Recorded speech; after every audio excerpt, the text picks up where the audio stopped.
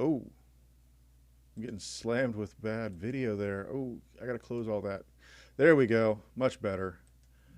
The joys of live video and streaming, ladies and gentlemen. It can be a tumultuous mistress. Thank you for tuning in. This is Notes and Nerds. We're live here on Twitch, and we're going to be having a great interview today, or this evening, actually. So I do hope everybody is tuning in and going to enjoy the show. Basically, just met up with an author recently through our Epic online convention, the expo for promoting independent creators. He was interested in doing an interview, and I'm always interested in providing new content for you, the viewers, and a platform for individuals such as himself, an opportunity to promote their wares and to let people know that they are out there waiting for you to buy their stuff. So without further ado, let's go ahead and switch this over.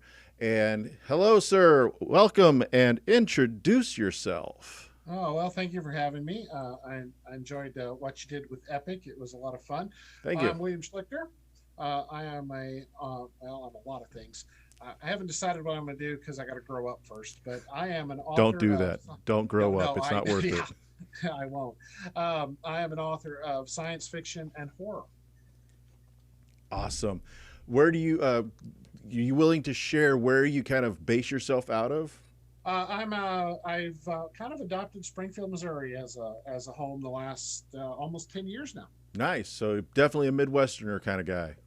I've lived in Missouri, unfortunately, or fortunately, all my life, depending on your point of view. Though I do sometimes make it over to Kansas, and Mm-hmm.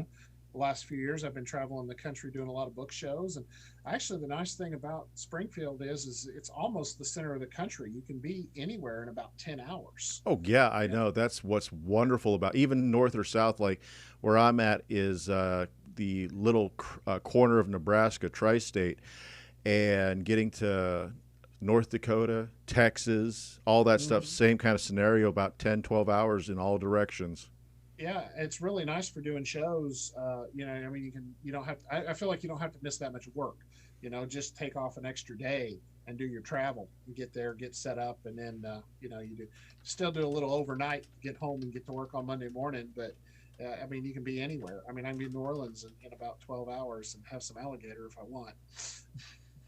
Oh, definitely. And that is some interesting style of food right there. I won't lie. Oh, it I've had a is. little bit of everything. And alligator, I have to say, to an unrefined, and even to the refined taste buds, it does taste a lot like chicken. Just a weird textured chicken, but it does have a chickeny flavor. Well, I've had it in different parts of the country, and I have to say New Orleans is my favorite. It's a little more gamey in Florida. I Yeah. think it's their diet. I had some in Tennessee once. I don't recommend that. We actually had a gentleman who had moved up here after Katrina and opened a restaurant, and he recently retired. So now I'm really sad because I mean it was Louisiana alligator, cooked right here, and you didn't have to drive the 12 hours. So Yeah. I'm working on finding a new source. Best of luck to you on that one. So, of course, you know the old adage: eat what you can and eat what you can't first, Right. because otherwise it'll eat you right back. So That's let's go right. ahead and talk about your books. Oh, So let's. you are an author by Yes, trade, and you said you do a lot of horror style I novels, correct? do. I do. So what's some of the novels that you write? I write. I started off writing a zombie series. I love that. There we go. I'll just leave that up there the whole show. I actually got a master's degree in 2013, and part of the program, uh, I did a screenwriting certificate and wrote an episode of The Walking Dead. Oh, excellent. I took third place in the Broadcasters Education Association script contest. The Walking Dead people will not read it. Makes me very sad. But they, of course, don't want to be accused of stealing your idea. But after that, I wrote a horror movie involving a serial killer, and I'm placed in several multiple script contests. And that got a publisher, an independent publisher, interested in me. And so my first book was the beginning of a zombie series because I wanted to fix all the problems that a lot of zombie series have. And I decided my first issue would be I would have smart survivors. Oh, the It's kind really that actually makes smart decisions when it comes yes, to what's happening around them. yeah. They will not go into the basement after the flashlight. No.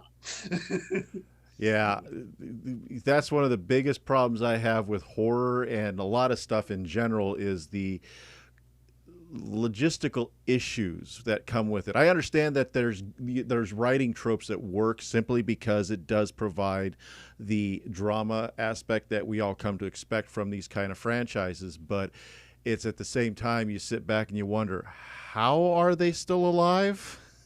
Well, I used to feel strongly about that until 2020 happened. Yeah. And now I'm like, ew. People making some really poor decisions in 2020. So now I'm like, yeah, that probably happened in a horror movie. That's one of the reasons I loved The Thing, um, because they were Oh scientists yeah. and they still couldn't deal with the monster. So yeah, I tried to come up with some intelligent survivors that make some intelligent decisions. They have a camp, and before you can enter the camp, they have kind of a multiple gate system, sort of an airlock, and you move into the first airlock and you strip, Mm-hmm. and then you kind of like, okay, no bites. Then you move into the next airlock, they give you back your clothes, and then you can come inside. Because every zombie movie ever, someone is bit. And they try to lie about it. Yep. Yeah, they get in the compound. Well, you're not getting into the compound in this one. And those are just some of the few smart decisions. Now, that also doesn't diminish the outside world as being scary and having to deal with the things that go on in the outside world. But I think it makes it more interesting when people make some intelligent choices to try to survive. Oh yeah. And I've actually written three. I want to do a 5-book series. I have three of those written. And the other nice thing is it is set in Missouri, which a lot of zombie books do not set. They always want to be in Los Angeles or New York. And I get some of that's because it's a large population, so you can have millions of zombies. But I think we in the Midwest would deal with a zombie outbreak a little differently. Oh yeah. Uh, Plus, we actually do have, even if you choose not to personally own a gun, I mean, you can pretty much find a 22 in about 3 houses, Give or take. Yeah. give or take. So you have plenty of access to ways to survive, other ways to survive than say if you're trapped in Los Angeles or in New York. You've got some different options and some ways to play with it, which I think again is fun. I always try to be different in my writing. I try to, even if it's a trope, I try to take it in a direction that we don't normally see. Oh yeah. And that's usually one area I get a lot of compliments on is that I've tried to take the story in a different direction, because I skipped ahead about 10 months in the story because I'm kind of tired of first day zombie stories. They're all the same. Yeah. Well, the problem with first day zombie stories is that I think, in my opinion, and I don't know how you'll feel about this, is that they all start the exact same way. It's a sudden outbreak. Yeah. The thing really kind of enjoyed about, like, let's use Fear the Walking Dead as an Okay. example. Fear the Walking Dead was interesting in the sense that it didn't follow that trope necessarily because the zombies were already kind of established and it was just the start of the outbreak and everybody just assumed it was like, it was the flu kind of thing. And like you were saying earlier, 2020 has proven a lot to us about how easily something like that can spread to a mass population. The problem is with the Midwest, and I love this running joke, is if a zombie apocalypse broke out in the Midwest, it wouldn't break out because, like you said earlier, one in every three or so houses is going to have a firearm of some sort. And guaranteed, you give a bunch of rednecks free reign to, go crazy on a bunch of undead walking zombies. Your best bet as a sane living person is to lock your door and leave a note saying, please knock and I will respond. Yeah. Because otherwise, you're dead. Yeah. Yeah. And like I said, I think that plays into being able to be different and have a little fun. And I like certain seasons of Fear. Fear sort of has a good season, bad season, good season, bad season. They can't Yeah. be consistent. But after the zombie outbreak has taken place, and they're being protected by the National Guard or the military, and Madison's trying to figure out what's going on, and she hides under that Hummer, and there's a gun, and she leaves it, and I'm like, What is wrong with you? At this point in the game, you know there's something. And even the most anti gun person should have taken that with them. Oh yeah. So I just sometimes, it's like that bugs me.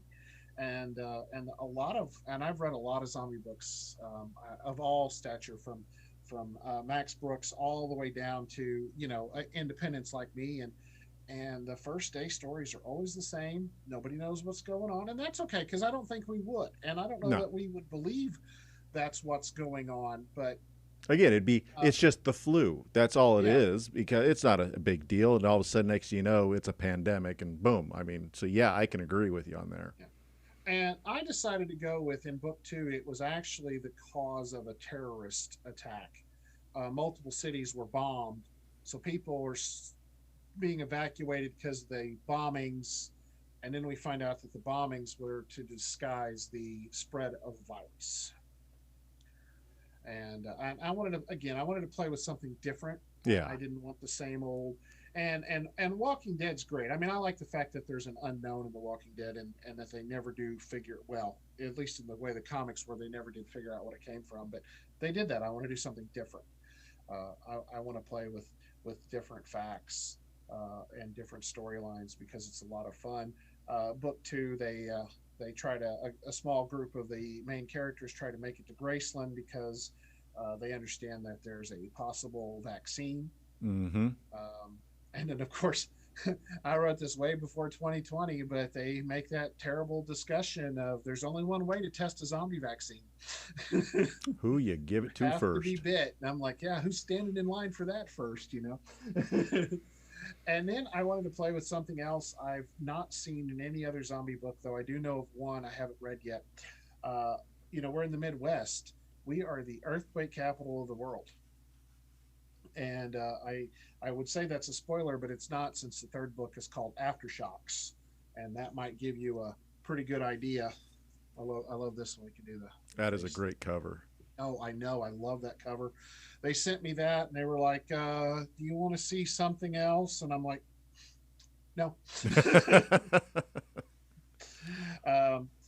But I wanted to play with what would happen, because that's my other problem with zombie books, is the zombies happen and like there are no more problems in the world. Global warming goes away. Now, what's interesting is again with 2020 is we locked ourselves away for a week, and actually global warming did go away for a week. Yeah, so it does kind of, there was some inadvertent realism in that. So yeah.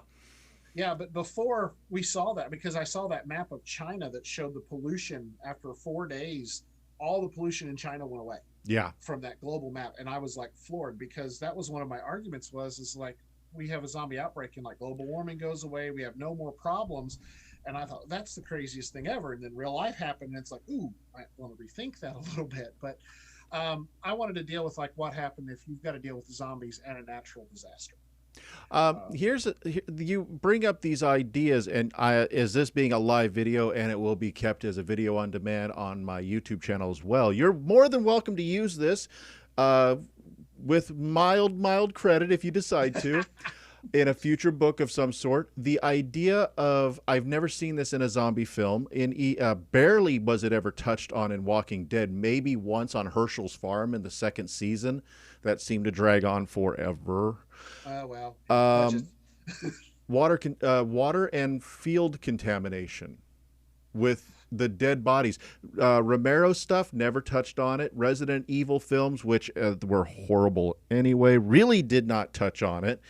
The idea that you have all these corpses. If you go into a lot of facilities where there are a lot of where they use like CSI environmental labs, where they use dead bodies to see what impacts it has, you find out that a lot of the living material, grass, weeds, etc., is killed off just by a normal body as it decomposes, because of all the chemicals we give off as we decompose. Yeah. What about zombies and their toxicity? Now, in book 4, they dispose of some of there's a spoiler, but there's a massive horde of zombies that attack our heroes. Mm-hmm. I don't know if that's a spoiler or if that's like it's a zombie novel. There better be a massive horde of zombies attack the heroes. Otherwise, that's a Uh, boring book. yeah, it's like, well, you know, yeah, well, I'll chase a rabbit in a second, but um, they are attacked by thousands and thousands of zombies, and they mostly burn the bodies Yeah. to dispose of them, but they end up burying a large mass of them, and it kind of creates a no man's land Oh, near. so you've already gone that route with it. Yeah, a little bit, because again, I try to be somewhat realistic, and also I want to do something again that you haven't seen. So I've tried to find things that I haven't seen, and I don't know. I've probably read at least 100 zombie novels, and if it's a because Train to Busan is my current number one favorite zombie movie, but Which the one again? best. A Train to Busan. Did I say that right? It's the Korean movie where they're on the dad is on the train with the daughter. And Oh, all. yes, yes, yes, yes. Oh my! And they're supposed to remake an American version, which I promise you will suck. Oh, more than likely. Well, it depends on who gets attached to it. I'll go that route. Just follow their script. Don't change anything else. Well, maybe a couple of the references, but like the Korean city as an American city, and just leave it alone. It was brilliant. The end with all the zombies a little bit campy, but it's an amazing story. I love it. But I actually, when I teach creative writing, will screen Maggie with Arnold Schwarzenegger, and I always tell the kids, I said, here's a zombie movie that has no zombies in it, Yeah. and it's brilliant. And yeah, there are a couple zombies, but it's that dealing with your child is bit and what's going to happen. And it's such an amazing story. And it's one of the few that you can watch and go, there's not any zombies in this movie, but it's still a brilliant uh, zombie movie. And of course, I will always, I mean, you cannot pass up the master. And that's, I was Yeah. lucky to meet Mr. Romero before he passed away, and that was a cool experience. And they were like, they had that poster on the table, and I was like, oh, I want that. Sign that, please. Oh, definitely. So One you was mentioned movies that are great inspirations to see as a zombie film. There was one with Matt Smith a few years ago. I cannot Doctor Number 12 or whatever it was. I can't think of, or Doctor 11. I can't remember what the name of the film was. He was bit, but he didn't change, and it had interminglings of a day one story, kind of flashback scenes, mhm, and he could basically understand the zombies. But there was one that they brought in that was a smart zombie, so to speak, mhm, and it was all part of a plan that he put together. And where you was talking about check marks and show yourself, strip down, were you bit, was this happen? And it was a lot of stuff I saw in that movie that I thought was just brilliant, because nobody could just willy-nilly come and go from the facility. You had to sign in, you had to sign out. Anything that was going on, you had to do this. Everybody was kind of hunkered down in a big bunker, so there was no free roaming. So mhm. everything you did was exposed to everybody around you. And the fact that the zombie invasion into the bunker does not occur because of somebody's poor mistakes, it's just that everybody kind of got outsmarted.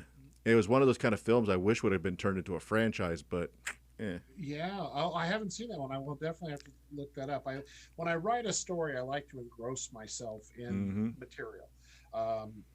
So when I'm writing a zombie book, I'll read all kinds of zombie literature. I'll watch. It's like I've got another season of Z Nation to watch, but I'm not doing that until I work on another story. But that's yeah. I went with the route that mostly only the main character leaves the compound. Yeah. And they have several doctors that do not go outside, and that drives me crazy. I mean, how can you be a doctor? I would never be a doctor on The Walking Dead, because you're going to die. Yeah. Your most valuable person, for the most part, other than probably farmers, and then your defense team in a zombie camp, would have to be any medical staff that you can scrounge. Oh gosh, yes. And they just send them out in the wild like, oh, it's no big deal. I mean, no, you're not going to recover that kind of expertise. And I mean, you're going to need your welders, you're going to need your construction workers, and those people, I'm like, they ain't going outside the fence. So the main character, I mean, he's their leader, and he does leave them quite a bit to go out there, but he's like, you guys stay behind this fence, be safe, I will go get whatever you need, so we can fix this problem. So if something breaks and they need some screws, he's going outside the fence to get the screws. I know that sounds boring, but you get the Well, the other you get thing the too, gist. the other Yeah. thing you're kind of touching on there is not to put down labor intensive jobs. I'm sorry about that. The That's problem I have with a scenario like what you're talking about, and in your defense for this, is that doctors are in a situation like that are irreplaceable.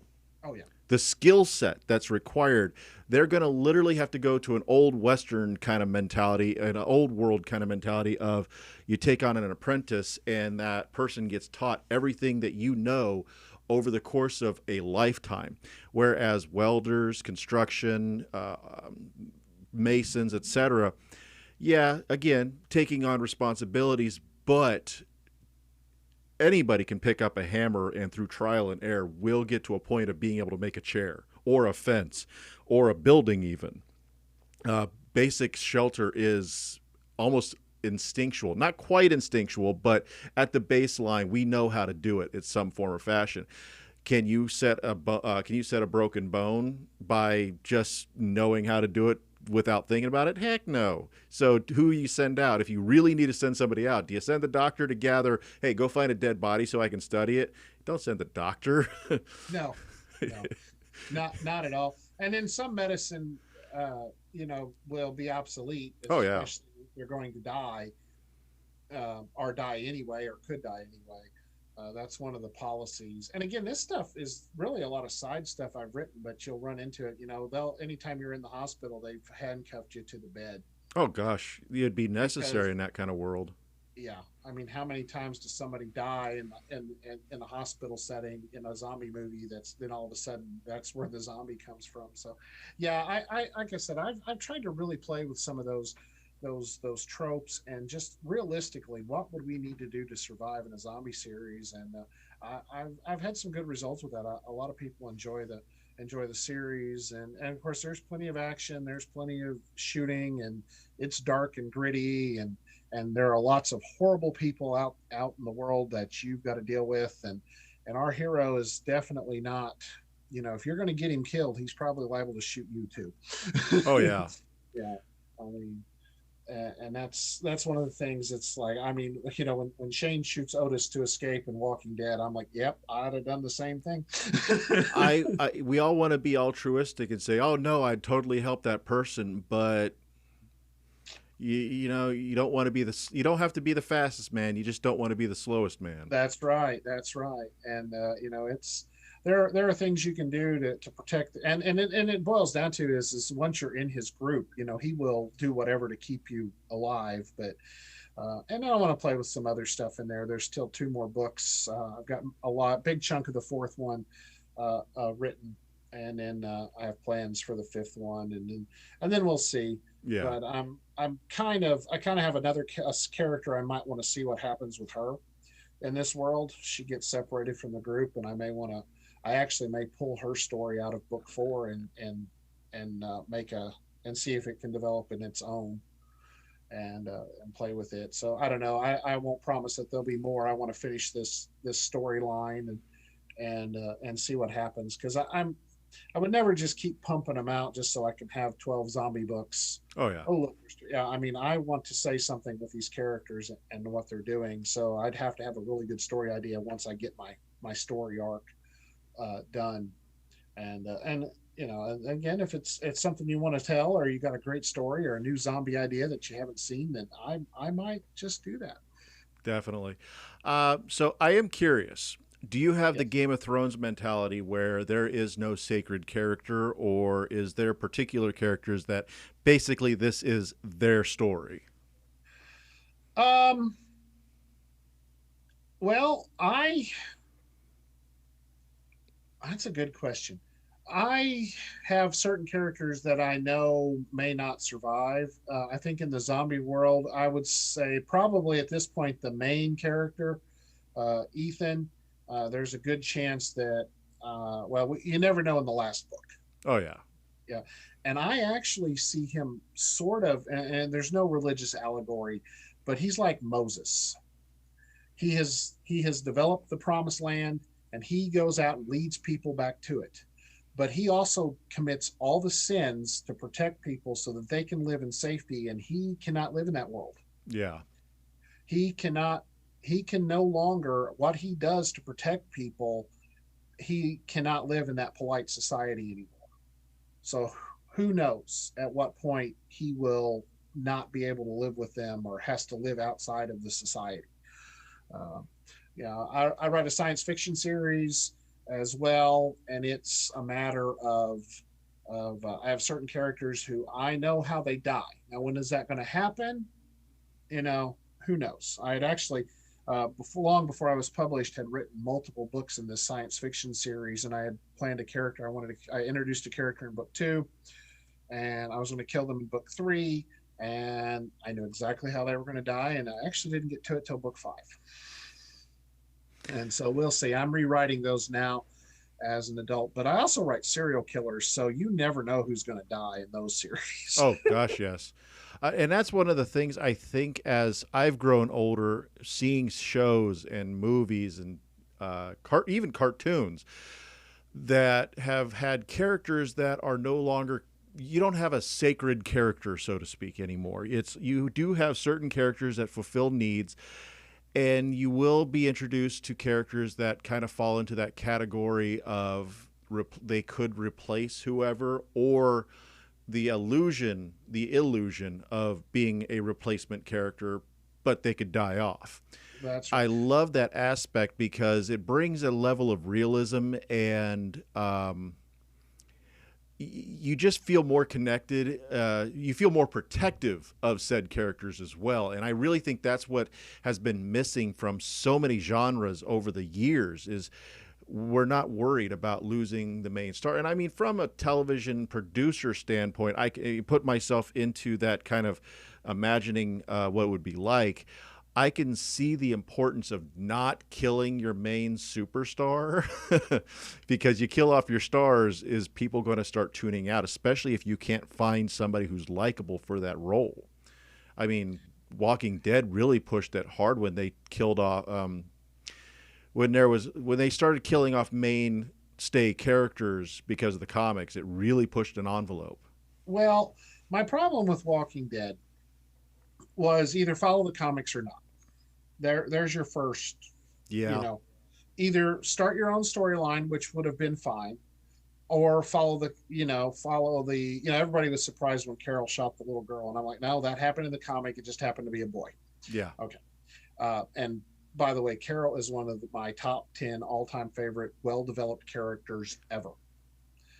She was amazing and went from nothing to the leader back to. I mean, she's just brilliant. But I think number one, Negan should have killed Daryl instead of Glenn. And I love Daryl.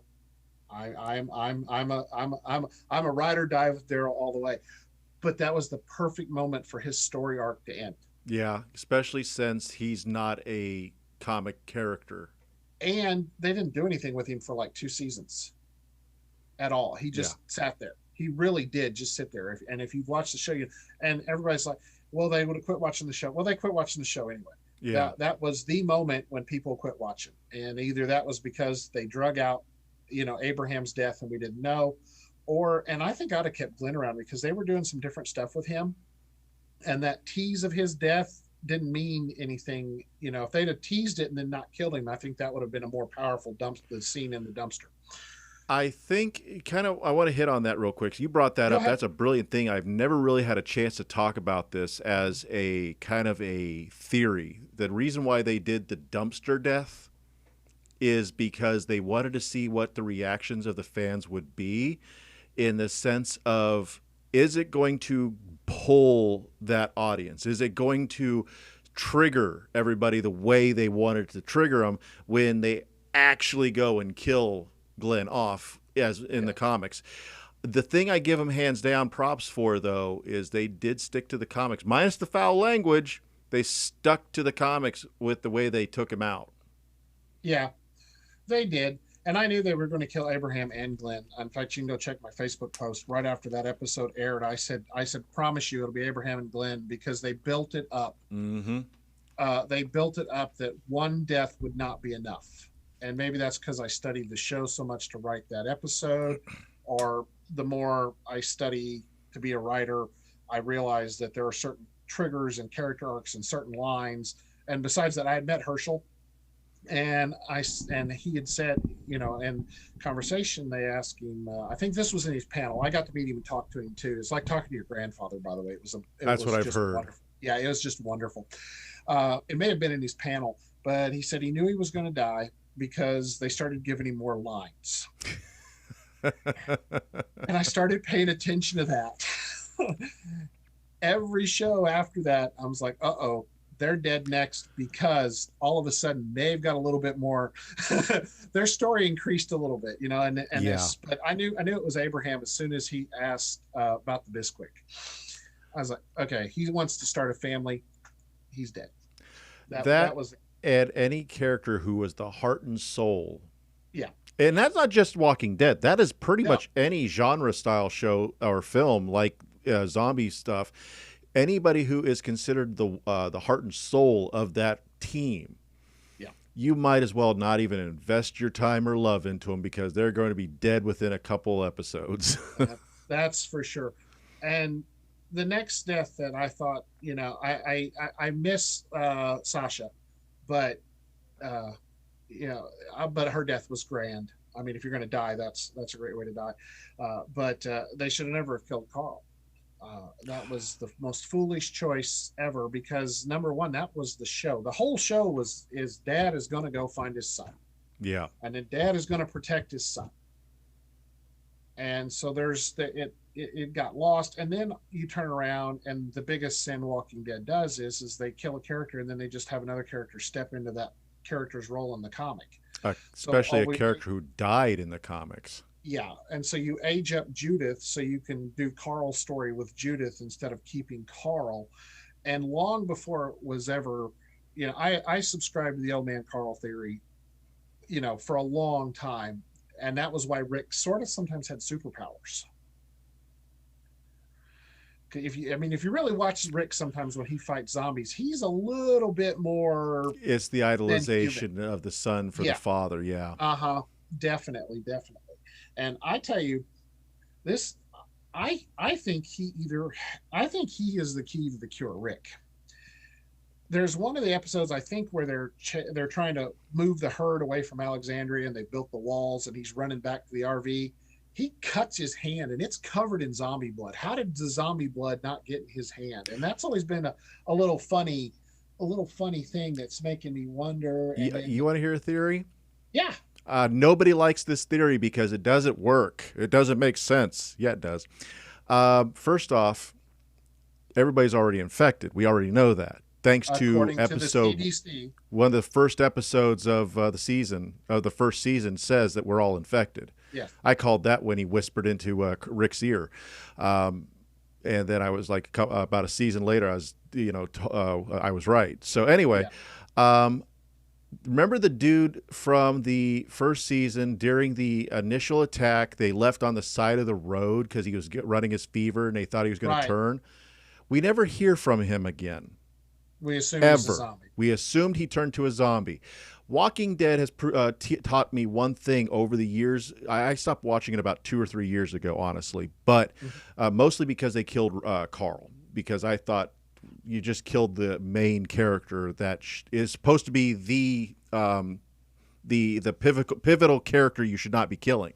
Yes. Like you were saying. And then they just completely rewrote him into her, and it's just like, I can appreciate, the diversity of the idea, but it ruins the overall aspect, like you were talking about, suddenly how Rick has superpowers. I think they left the man to die and didn't realize they sentenced him to a death sentence he could have survived. The reason being is that the zombie blood is no more infected than it is because let's see here, the opening stuff with the doctor studying the zombies at Devil's Mayberry. I can't remember the name of the town right now. The governor's town. Oh yeah.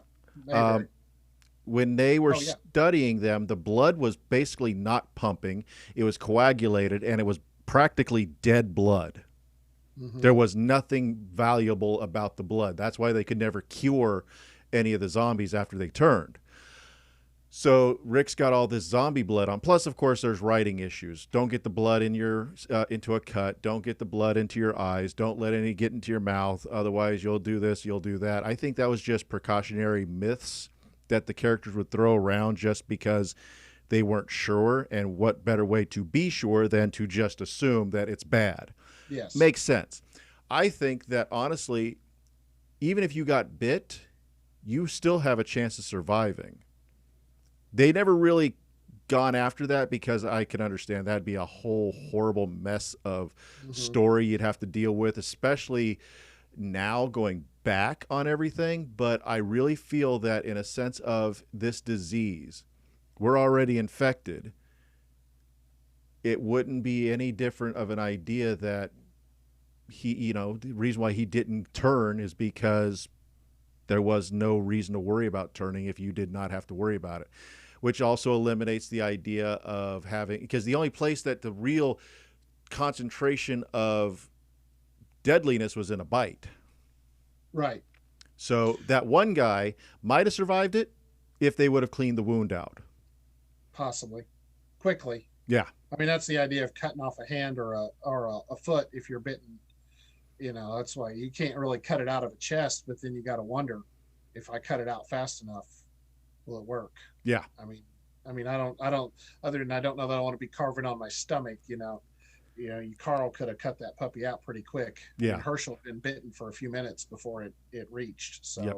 So basically, in a nutshell, my theory is that bites were not as dangerous, they were dangerous. They weren't as deadly as the show alluded to.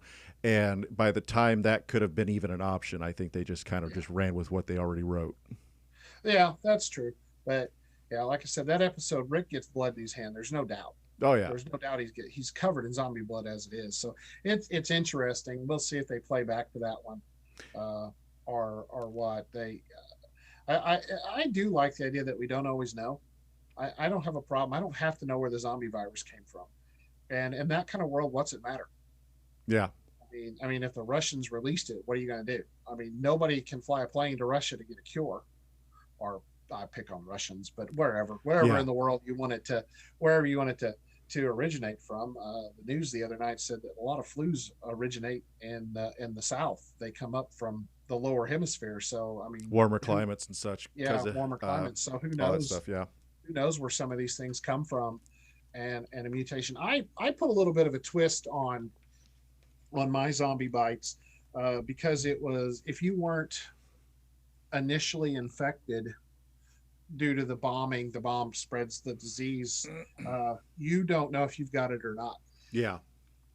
So you could die and come back, or you could die and not come back. Yeah, and that's something I thought was funny too with Romero. He actually used that first with his what was the one after the first one that he did? Night, and then Day, and then Day of the Dead. The one in the towers. The one in the towers. That was.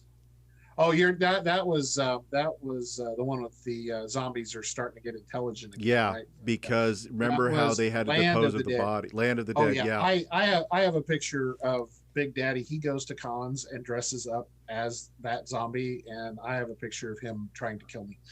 Nice. But yeah, and he's grand, and he'll look like he's a zombie trying to bite you. And I mean, it is so much. I'm laughing so hard. It's like you can't take it seriously because he's being a serious zombie about to eat me. And I'm like, yeah. Oh yeah, I can imagine. I that would be fun because it's something different, and I've gotten to be around a lot of people like that, and just to be able to have a photo opportunity. It's like when I was working around Jason Brooks from Slash and Bash a couple years ago.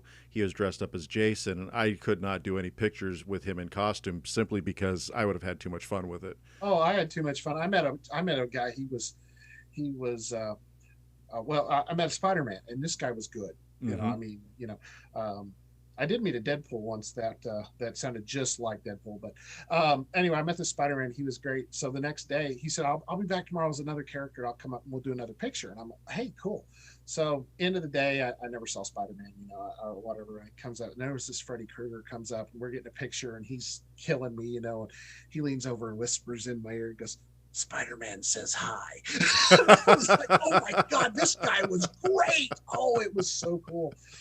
Oh man, I mean, some of those are so much fun, and some of I do like it when they talk to me in character. Oh yeah. I do. That's my only. Some people will. I don't. Their costume doesn't have to be 100%, but boy, there was this kid one time. He had to have been 16, and he was Beetlejuice, and boy, he was like, "Come for your daughter, check." I mean, I was like, oh, I was loving it. I mean, he wasn't spot on, but boy, he could do it. You felt Beetlejuice from this kid, and it was so much fun. And the fact that Beetlejuice is a 30-ish-year-old film. You just can talk. Let's just stop now. Yeah, I'm 44. I was a kid when the cartoon came out, and I remember it coming out new. Yeah, so I've got about 2 years on you. So not that much difference. So it's no, okay. Not that much difference, but some of them. I ran into a girl. She couldn't have been. She probably was 18, but she was dressed up as Barbarella, and I just asked her. I said, "Do people know who you are?" And she goes, "Some," and I was like, "Cool." My favorite was a young girl. Oh, I bet you she was 7, and she was running around as Eartha Kitt's Catwoman, purple outfit. Which one again? The Eartha Kitt with the purple outfit. Okay. From from Batman with Adam West, and so Mom was there at the con, and I was talking to Mom, and I said that's so amazing you made that for her. I said did you pick that out? And she goes, "Oh no, that's the one she wanted to be." I was like, wow. Yeah. Just wow. I mean, the fact that she wanted to do that. So there's no age limit, no fun. And I love some of these people that, that aren't canon, but add their own little twist to it. And it's like, that is, I saw one guy, he was Cobra Commander, and he had the coolest Cobra Commander outfit ever. Nothing you'd ever, I mean, this is what Cobra Commander would wear, but it was never canon, but it was an amazing outfit. He made it himself. It was cool. I mean, some of those people are just so much fun. And it's a blast. And yeah, I mean, it's amazing that some kids will want a character, like you said, that's 30 years old and have and it's the one they wanted. The parents are like, no, none whatsoever. Well, the cosplay thing, that's what's great about cosplay. And I'm going to be doing hopefully this year will allow us to do it.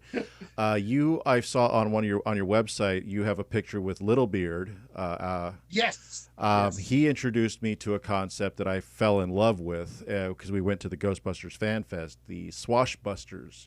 That would be fun. As you can see above and behind me.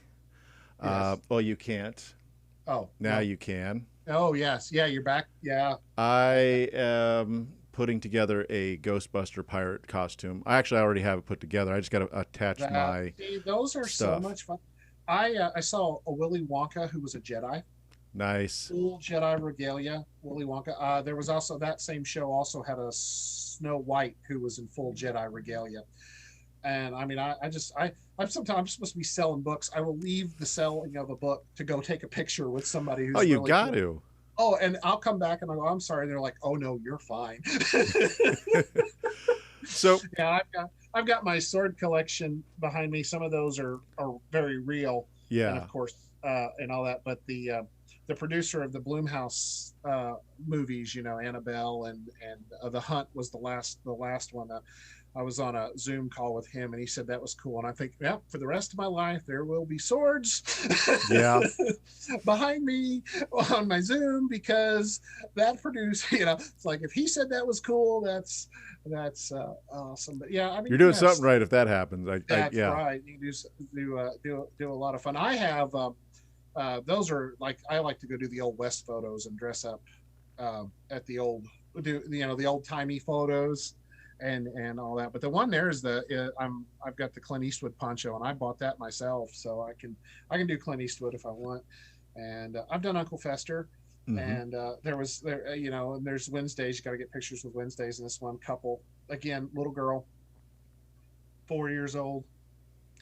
Parents are like, I was like, no, I gotta have a picture with her before they said anything. So and she had the little doll, the little headless doll, and so it's so much fun when people people know, they know your character. And sometimes I ask, if I don't know who they are, and ask, can I have your picture?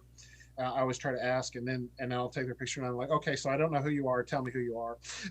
Yeah. But it's so cool. It's so much fun at cons, and yeah, I hope to get to at least a couple this year. I'm supposed to do one in Atlanta, and I just hope that it happens. I miss out on that. I know that the Day of the Dead cons started to do it where they would do pictures. Some of them would do pictures in their horror costumes. Hmm. So like, I mean, you can get your picture with one of the Jason actors actually dressed up like Jason. That'd And be I was nice. like, that would be cool. And they several others do that as well. That started they did it one day just for fun with one of the actors, and it sold so well. They were just like, I was like, that would be cool because I mean, it's the real Jason or whoever, Oh yeah. I mean, that would be really cool to happen. But yeah, you had mentioned Smallville earlier, and I love that con, and I love a lot. I go to a lot of them in Wichita, not just because they're close, but uh, of course, people in Kansas tell me there's nothing else to do. Yeah. But Kansas has a lot of readers, and I go to it. But Smallville is one of those cons that is so nice because it's big, but it's Yep. not so big you're overwhelmed. I mean, you go to Planet. I love Planet. Oh gosh, Uh, yes. but that's a 3-day experience and you won't see everything. And if you're not used to it, you have no idea. But you go to Smallville and you can spend your day or your 2 days there and you have a really positive experience and it's a lot of fun. And they always get some very nice guests. I love the fact that they almost always have a Superman guest, Yep. At least one. at least one. And that's really cool. That's where I met Lando Calrissian. I mean, that was the coolest thing to meet Billy B. Williams there, Yeah. and so they get some really cool people, and you actually get some time with them. You're not overwhelmed. Planet, sometimes it's one. You got to go because they've got 500 people in line, and down there they might have 20, and you can really talk to. Like I didn't go the year they had Dean Cain, but I met Dean Cain where elsewhere. But he talks to everybody. Yep. He will talk to you and ask you questions, find out about you. I mean, he's really thrilled to meet you, and I would assume that at Smallville you got even more of a chance to really do that with him because it's not so overwhelmed. So I recommend that people go to those medium-sized cons like that. Medium They and can have small a lot ones, of, they always make a huge difference. Yeah, oh, because they they might not do. have the pulling power that something like Planet has, but you get a lot more of an experience with like Brandon Routh. Got to meet him at Yeah, the last one that was actually done because before prior to this crap going on, talking to him, it was like I felt a little embarrassed because you start talking and it's like, oh my God, did I talk too much? Did I embarrass myself? But you just got to let that go because they're kind of used to that already because oh people, yeah. even people who've been around enough interactions like that, it happens. You Yeah. fanboy or fangirl a little bit and it happens. Well, you do, and one of the I'm so bad with names. Sam's dad from Stargate came around. He was at a small con and came around and thanked all the authors for writing, Yeah. and that was just the coolest thing. One of our favorite serial killers, Jigsaw. He, I told he's like, what do you do? I said I love your work. I said I love the series, and he goes, well, what do you do? And I said, well, I write serial killer novels. And he was like, oh, that your compliment just my compliment just raised him up because he's like, well, if you do that, I just act, and I was like, but you're a Jigsaw, and and it's not fake. I mean, the ones that are humble are Danny Trejo. I went up to shake Danny Trejo's hand, and he grabbed my hand, and you think he is the biggest Mexican you could ever meet, right? I mean, every movie you ever see, he is larger than life and kicks everybody's butt. Mm-hmm. I reached to shake his hand and he puts both of his hands around mine and I still have hand left. And I wanted to say, I was such an honor to meet you. And he was thanking me for coming, and I know you pay for the autograph and everything, but a lot of them, it means so much that you enjoy their work Oh yeah. and you really get that experience. And it's like, wow, cause I really enjoy what you do and those things. And you get a few, I mean, I haven't run into too many that were horrid, you know, I mean, well, now and We've then. all had one or two of those experiences where, oh, that person's so wonderful, and you have that experience like, did we meet the same person? Well, sometimes it's their handlers. They're like, okay, move on, move on, move on. Yeah. I met the actor that plays Jerry. His Twitter's Smug Orange, from King Ezekiel's right hand man, carries the axe and everything. So I'm in Nashville. Show's over, and they had these giant like GI Joe backings, Yeah. but they were Walker stalker ones. They were Walker, survivors from zombie movies. And I thought, well, I want my picture like I'm a GI Joe character in front of this thing, right? Because I mean, that's what you do. Yeah, of course. And he walks right in front of my picture, and yeah. And so his handler like jumps his case and is like, "You just ruined that man's picture," and everything. And so he turns around and he is so apologetic. He apologizes. He says, "I'm so sorry I ruined your picture." I said, "I'm okay. You want to take a picture with me?" And he goes, "Yeah." And he takes a picture. Tulsa, a couple months later, I print that out in an 8x10, and he signed it. So, Nice. oh yeah, it's the coolest thing. So I've got that on my Walking Dead wall that you can't see, that's over there, and they're just all amazing. I mean, Oh they're yeah. just all much fun. And um, Merle's a little rude, but that's who he is. You know, You I don't mean, know when it's an act and when he becomes the real person, and it's like like I've seen. You're talking about oh crap, I know Mary I'm Poppins, terrible with names. y'all. Mary Poppins, yeah, yeah. Well, when he walks Yeah, by the he's booth one of and you those yell kind. Mary You watch him Poppins, in he waves at you. everything. Yeah. You see him in Oh, everything, and like he in the DC spectacle they had early last year yeah. for their online convention. Even during that little virtual panel, he seemed rude, Yeah, and that's just you just his. realize I don't think he's actually being rude. He's in a character that he personifies outwardly because that's what people expect of him. So I think I wasn't it's upset about it at all. I no, mean, yeah, it was kind of great. It was kind of fun. Yeah, because he did that. I think one of his first movies was Henry, Portrait of a Serial Killer, and so it's always he's got that kind of persona. But I mean, it's so much fun. And it's just, but like I said, I've had more handlers that are like move along, and I've even had some of the guests like, we're talking. yeah. Those handlers are the ones you really. I met Doug Jones at Kansas City Comic Con a few Yeah, years ago, and the handler was a bit of a meh, and I just had to yeah. push my way through. And when I got through to that and told Doug Jones that, hey, I'm patient. You're here to make money and interact with Hmm. fans. Uh, and once all that got over with, just a wonderful man. Oh, Oh my gosh, such a yeah. wonderful man. The handler, I don't think really cared for me much, but Yeah. I don't care. Well, Adam Baldwin, since since I'm a vendor, I can sometimes sneak over places quicker. I Yeah. mean, I don't get to cut in line or anything. I'm not, No. but sometimes you can get in line pretty quick. And Adam Baldwin from Firefly, I think he did some other stuff, but Chuck, Firefly, and a couple yeah, of, yeah. yeah. But the people in front of me loved him and Chuck, and he talked to them for a long time. He says, nobody ever talks to me about Chuck, and I was like, I said, hey, I don't worry about it. And then we talked for a long time about the beautiful poetry of Firefly. And then I said I said one of the new books that had come out at the time, and I said I'd read it. And he goes, he goes that one. He goes, what did they do with Shepherd Book? And I told him, and he was like, oh, he was, he didn't get to know that kind of background stuff that they put in some of those things. So that was really cool. But Darth Maul was late. You know, he got late to his panel, and we were all there. And I'm Oh, like, I gotta Ray get back. Park. Yeah, Ray Park, Yeah. and I got to get back to my table and all that stuff. So he actually came through the line backwards and personally apologized to everybody for being late. Then went to the table and then talked to all of us again. And so it's like wow. I mean, and some of them were really cool. I told Richard Dean Anderson I watched him as MacGyver as a kid, and he's asked me how old I was, and then he did the math to make sure I was a kid when I was watching MacGyver. Yeah, because sometimes I sit there and have to remind myself the same problem of was I a kid? Oh crap, that Yeah, was the '80s, wasn't it? Yeah. yeah, Dirk Benedict from Battlestar Galactica. I told him, I said, he found out I was a writer, and he just was enamored the whole time that I wrote books. I mean, some of them are just so amazed that you do those things and just and all that. So of course, because I have my two pictures on the wall, both Starbucks.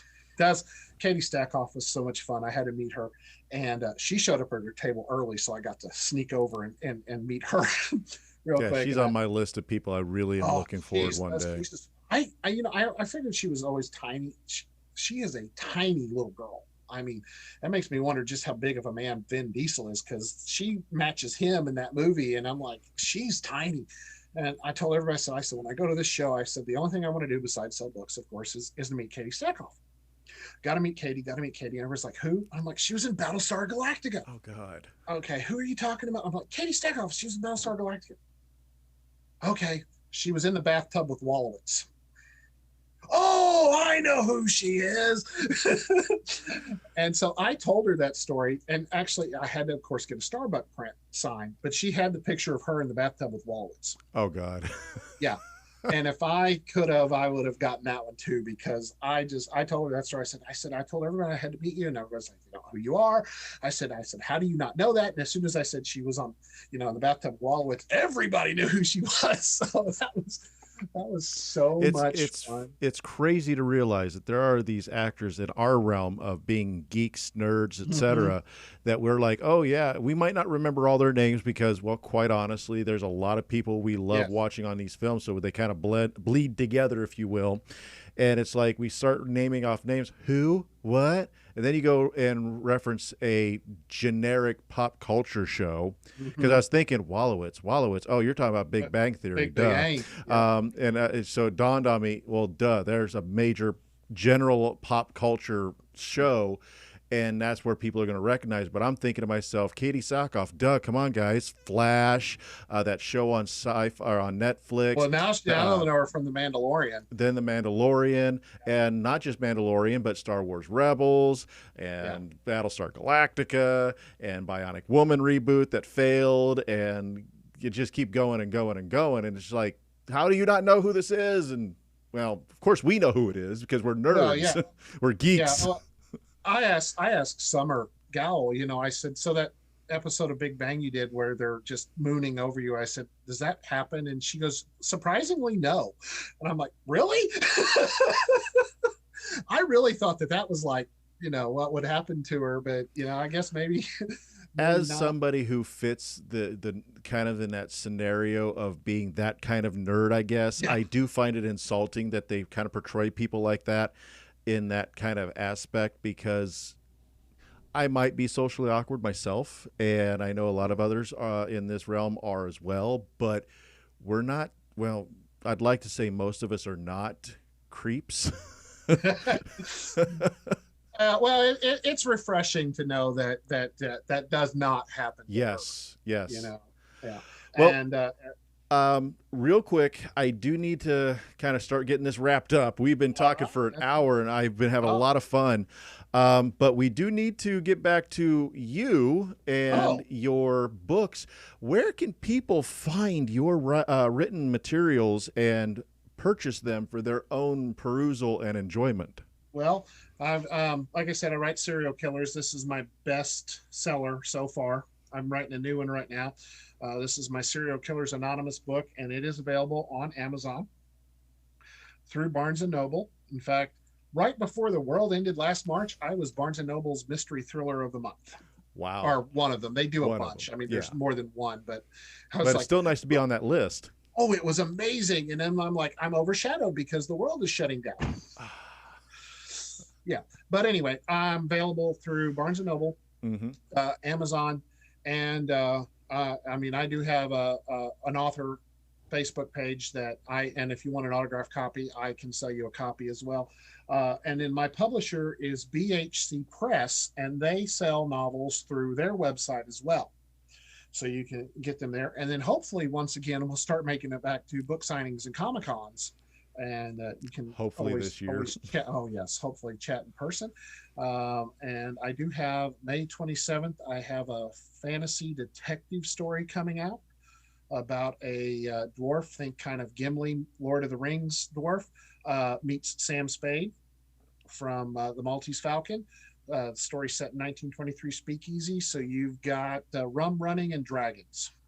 So, kind of like a, I think the kind of thing would be like Blight or the old Shadowrun Yeah, a games, little like Blight in that idea that monsters and orcs and things still exist. but with a Uh, nice noir oh, it's beautiful noir, style. and the academic in me, the person with that creative writing masters in theater and all that stuff, I researched noir and I got the lingo down and I wanted to set it there, but I wanted to write a story that was again so different Oh yeah, and really play with this noir feel. But it's slated to come out May 27th, and I am so excited. They sent me the cover the other night, and I can't share it yet. I'm like, but I think it'll be so much fun, and we'll see. And that's a character that I would say be hard pressed to kill, since it's told through his eyes. It's yeah. first person, where third person, Game of Thrones, it's all up in the air. But it's deaths of characters have to move plot forward. That's the way I feel about it. Oh yeah. And all those things. And you can find me on Instagram and I usually Instagram. I'll tweet sometimes, but I'm not a big tweeter. But if that's what you want to read, I can hook you up, or you can, like I said, find me on Amazon. Excellent. Ladies and gentlemen, if you are watching this live on Twitch, I do not have those links. Well, it's kind of hard to make those links available in a live video the way things are set up. But www. however, if you are watching this over on YouTube, where where this is archived, and you probably are watching it now, all the links are in the description below. So this way you can find his material and purchase those books from Barnes and Noble. If it's Barnes and Noble doesn't go belly up, because 2021, Amazon. Because I'm sorry, Amazon 2021's already turned into a mild barrel fire, if you will. Oh yeah, it's been an adventure, Already, and we're just in the first We month. have the Chinese curse, which is actually "May you live in interesting times." Mm-hmm. It's not been any more interesting than this, except I was kind of hoping 2020 would be like Mad Max. Yeah, I'm glad it wasn't. Well, but I want but seriously, If we didn't get our flying cars back 5 years ago and and our scooter boards that float, or our hoverboards, I don't want to have anything to do with interesting times and future science fiction stuff, because Blade Runner lied to me already with Atari. Darn it! I wanted zombies and Mad Max speeding cars through the desert, and I got stay home and wear your pajamas. Well, there's always, first of all, you got to remember, Australia is where Mad Max was. So you're in the wrong country first. But yeah, guys, we'll have all of his links in the description below. Thank you very much for tuning in. I greatly appreciate having you here. So again, descriptions, buy his stuff, and you all have a wonderful evening. Thank you. Thank you.